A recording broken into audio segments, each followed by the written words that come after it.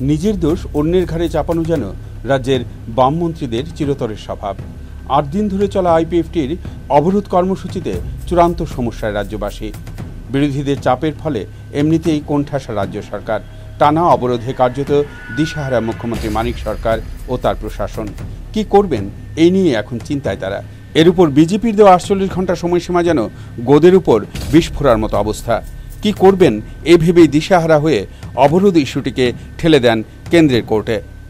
২০ বছরের ইতিহাসে নিজ বাসভবনে সাংবাদিক বৈঠক করে মুখ্যমন্ত্রী জানান, কেন্দ্রীয় স্বরাষ্ট্রমন্ত্রীর সঙ্গে কথা হয়েছে তার, তিনি ব্যবস্থা নেওয়ার আশ্বাস দিয়েছেন।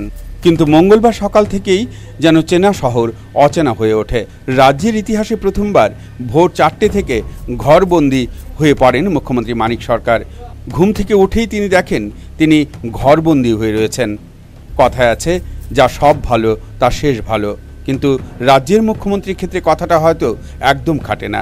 দিনের শুরুটা হয়েছিল ঘরবন্দি থেকেই, আর শেষবেলায় এসে তার অস্ত্রেই তাকে ঘায়েল করলেন কেন্দ্রীয় সরকার।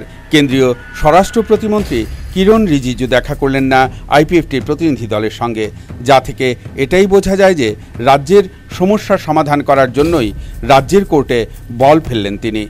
এখন যা অবস্থা মুখ্যমন্ত্রীর, তাতে তিনি জাতীয় সড়ক অবরোধ ইস্যুটি গিলতেও পারছেন না, আবার উগরাতেও পারছেন না। শাকের করাতের মতো গলায় বিধে রয়েছে তার। কেন্দ্রীয় স্বরাষ্ট্র প্রতিমন্ত্রী ফের একবার যেন স্পষ্ট করলেন, উদুরপিণ্ডি ভুদুরঘাড়ে চালানোর রাজ্য সরকারের ফন্দি চলবে না। Bureau report, news vanguard.